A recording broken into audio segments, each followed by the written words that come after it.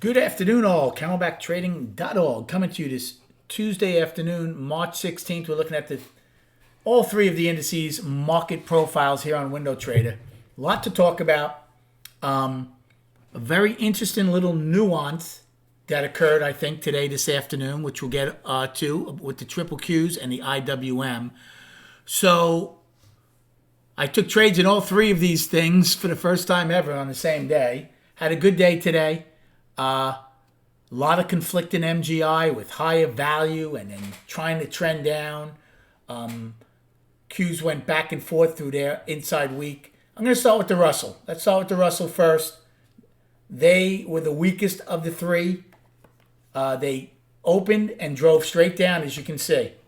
Open and drive down. Never saw the opening again with a nice sell tail. They were 8 for 8 wide. They never get 9 wide. They had an attempt at a trend day down. Didn't get it. I said earlier it looked like a B shape, but the fact that we kept extending it, I'm not going to even call it that. The only trade I took it in I period. And I'm glad I did it in I. I was going to wait till we took out possibly G or F's low, because what I was looking at was two things.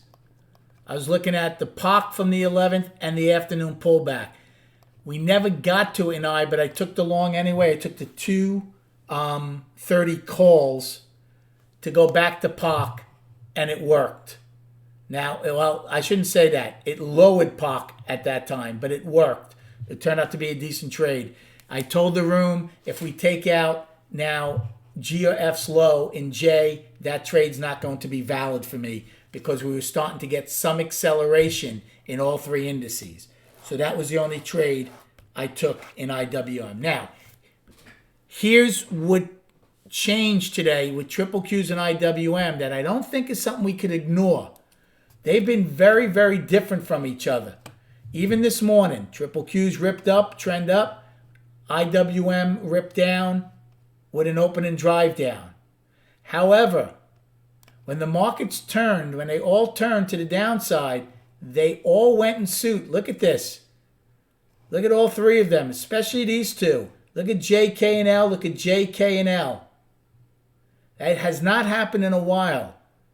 They've been going opposite each other. So the question is, are they kind of coming in sync before the Fed? Maybe a little worried about what the Fed says or whatever, what the market's reaction is going to be. It's going to be something to be keep an eye on tomorrow before the Fed speaks, and even more importantly, probably afterwards.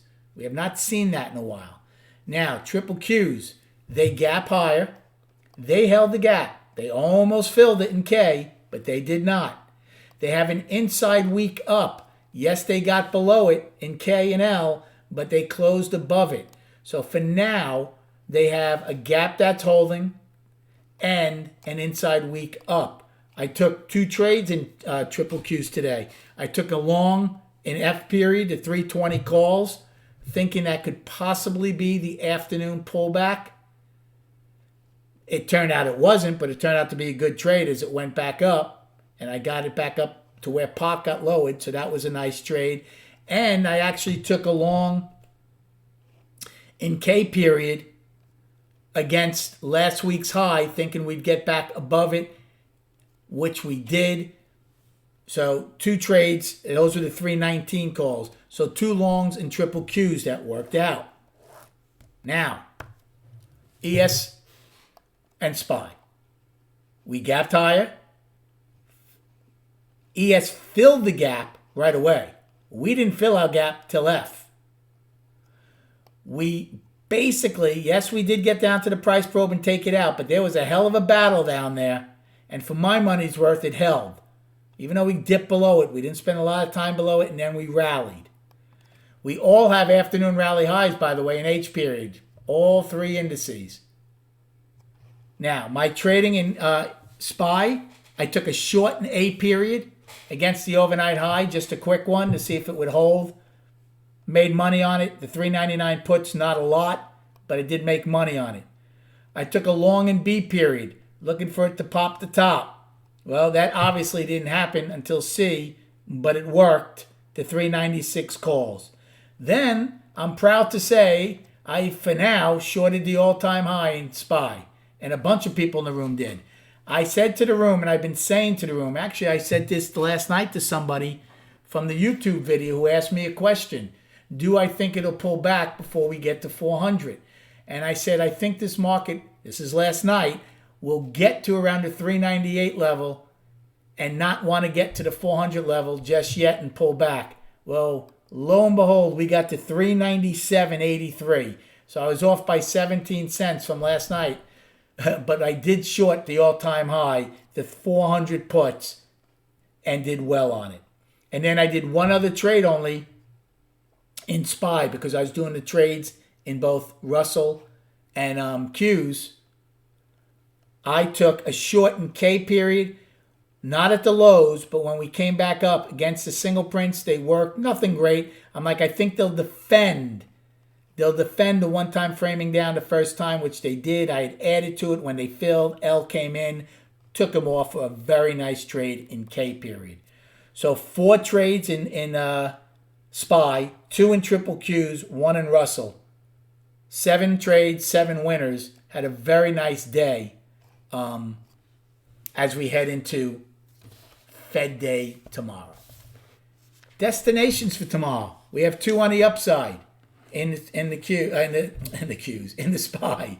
397.38 afternoon rally high. And then our all-time high, 397.83. So right now, the all-time highs in regular trade now is in SPY and ES. Only 2 destinations to the upside. Downside destinations, far and wide apart also.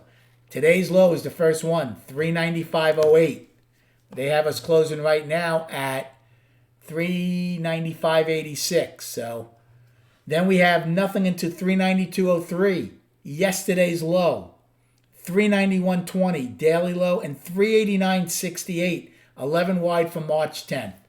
So I think because our destinations are far and wide apart on the downside and there's not many to the upside, I think this market's going to have one hell of a nice range tomorrow when all's said and done, when JPOW finishes speaking. And I wouldn't doubt we get a ton of these destinations I just mentioned to you. Wouldn't doubt it at all. And then let's go to the charts. We'll just look at the SPY today. We'll go over everything at the end of the week in IWM and triple Qs. I am still calling, here's the weekly. The monthly is very healthy. The weekly I'm still calling balance until we finish this week based on what happens tomorrow, based on the quadruple expiration. So for now, I'm calling the weekly balance. Daily, I will call it up. One-time framing up. So the bulls right now are in control on the weekly, on the monthly, the daily, and the weekly. I'm calling it balance, but they're technically one-time framing up 2 weeks. So it's the bulls' game to lose. It really is. I think the Fed is kind of backed into a corner here. We are at all-time highs. They have to be very, very careful with any kind of wording because it would take anything, not much, to spook this market to take some profits. I would not doubt we don't get to 400 just yet. I think this market loves to play games. I wouldn't doubt maybe tomorrow we test today's high again, and then we back off possibly, see what the Fed does, and they hold that 398 high for a while possibly until they get enough of new blood in here to get to the 400 level. Volume 71 million, so our volume is being choked off with each new high. Again, come join us at CounterbackTrading.org, see what we're all about, see how we break this market down and know what our competition's doing and keep people safe when the market gets volatile. I hope you had a great day trading.